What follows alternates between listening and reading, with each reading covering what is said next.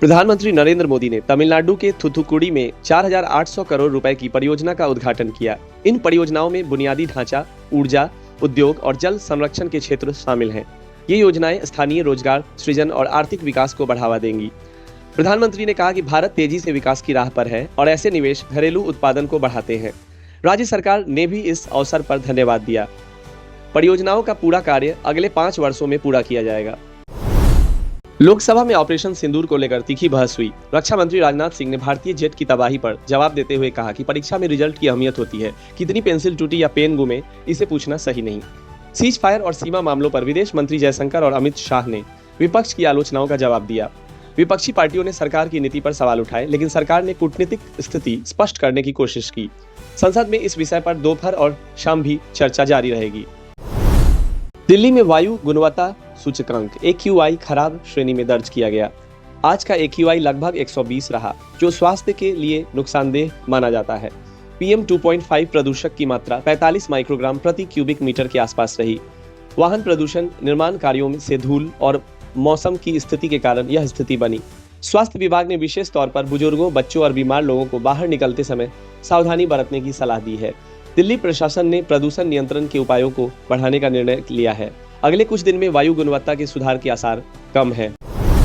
उत्तर प्रदेश के मुख्यमंत्री योगी आदित्यनाथ ने सबसे लंबे कार्यकाल का रिकॉर्ड बनाया। उन्होंने माया सिंह और मुलायम सिंह यादव को पीछे छोड़ते हुए 8 साल 132 दिन का कार्यकाल पूरा किया। उनका यह रिकॉर्ड प्रदेश की राजनीतिक स्थिरता को दर्शाता है। योगी आदित्यनाथ के प्रशासन ने कानून व्यवस्था, विकास योजनाएं और सामाजिक सुधारों पर ध्यान केंद्रित किया है। आगामी स्थानीय चुनावों के संदर्भ में उनकी लोकप्रियता महत्वपूर्ण मानी जा रही है। राज्य के राजनीतिक समीकरण भी इस रिकॉर्ड से प्रभावित हुए हैं। देश भर में अंतर्राष्ट्रीय बाघ दिवस मनाया जा रहा है। इस दिन का उद्देश्य बाघों के संरक्षण और उनके प्राकृतिक आवास की सुरक्षा को बढ़ावा देना है। भारत में भारत सरकार और वन विभाग ने जागरूकता अभियान चलाए हैं। इसके तहत कई स्कूल कॉलेजों में सेमिनार, वाइल्ड लाइफ डॉक्यूमेंट्री और डिजिटल कैंपेन आयोजित किए गए। यह दिवस बाघों की घटती संख्या को बढ़ाने के लिए 13 बाघ रेंज देशों की पहल है। भारत में लगभग 70% बाघ पाए जाते हैं, इसलिए यह योगदान महत्वपूर्ण है। पर्यावरण विशेषज्ञों ने बाघ संरक्षण के लिए कठोर कदम उठाने पर जोर दिया। जागरूकता कार्यों का मकसद पारिस्थितिकी तंत्र के संतुलन को बनाए रखना है।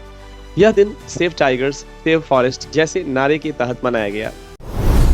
भारतीय सेना ने जम्मू कश्मीर के श्रीनगर क्षेत्र में सुरक्षा अभियान ऑपरेशन महादेव के तहत 3 आतंकियों को मार गिराया है। मारे गए आतंकवादी पाकिस्तानी मूल के बताए गए हैं। इनका नाम सुलेमान, यासिर और अली है। इनमें से सुलेमान और यासिर पहलगाम हमले में शामिल थे। यह ऑपरेशन आतंकवाद को खत्म करने और सामान्य जीवन बहाल करने के लिए चलाया गया। सेना ने आतंकवादियों के हथियार और गोला बारूद भी जब्त किए हैं। इस कार्रवाई से इलाके में तनाव कम हुआ। स्थानीय प्रशासन ने नागरिकों को सतर्क रहने और सुरक्षा बलों का सहयोग करने की अपील की है।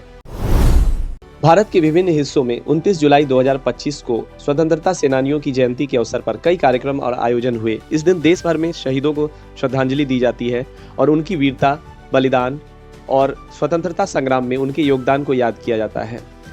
स्कूलों, कॉलेजों और सार्वजनिक स्थानों पर विशेष सभाएं, झंडारोहण, सांस्कृतिक कार्यक्रम, समारोह और सरकार द्वारा यादगार कार्यक्रम आयोजित किए जाते हैं।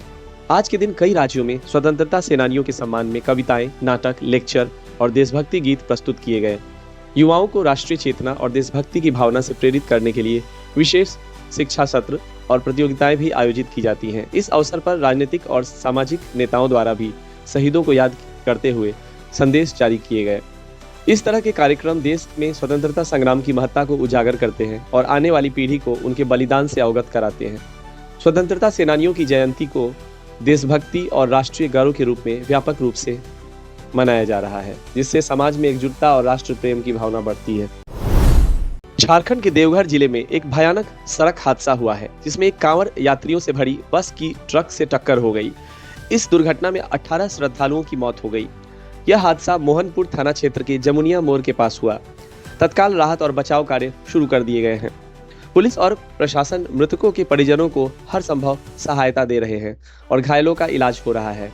कांवड़ यात्रा के दौरान यह हादसा पूरे क्षेत्र में गहरा शोक और चिंता का कारण बना हुआ है। स्थानीय लोग जिला प्रशासन से सुरक्षा व्यवस्था कड़ी करने की मांग कर रहे हैं। इस दुर्घटना ने धार्मिक यात्रा की सुरक्षा पर सवाल खड़े कर दिए हैं। प्रशासन ने हादसे की जांच के आदेश दिए हैं और आगे से सुरक्षा इंतजामों को सख्त करने पर आश्वासन दिया गया है। अंडमान निकोबार द्वीप समूह में देर रात 6.2 तीव्रता का भूकंप महसूस किया गया। भूकंप का केंद्र समुद्र के नीचे था, इसलिए किसी भी प्रकार की सुनामी की चेतावनी नहीं दी गई। स्थानीय प्रशासन ने लोगों से एडवाइजरी जारी की और सतर्क रहने को कहा। भूकंप से कोई जानमाल की हानि या व्यापक नुकसान की खबर नहीं आई है। भूकंप के झटके आसपास के क्षेत्रों में भी महसूस किए गए। वैज्ञानिक इस क्षेत्र में भूकंपीय संवेदनशीलता पर निगरानी जारी रखे हुए हैं। अमेरिका और चीन के बीच टैरिफ समझौते को लेकर नई वार्ता शुरू हुई है। इस संदर्भ में ट्रंप और शी जिनपिंग के बीच मीटिंग की संभावना बनी है। दोनों देशों ने आर्थिक सहयोग बढ़ाने और व्यापारिक तनाव कम करने पर जोर दिया। विशेषज्ञ मानते हैं कि इस समझौते से वैश्विक बाजारों में स्थिरता आ सकती है। व्यापारिक वर्ग ने भी इस वार्ता को सकारात्मक कदम माना। इसके परिणाम से भारत जैसे देश भी लाभान्वित होंगे, क्योंकि चीन अमेरिका व्यापार नीति में बदलाव होने की आशंका है।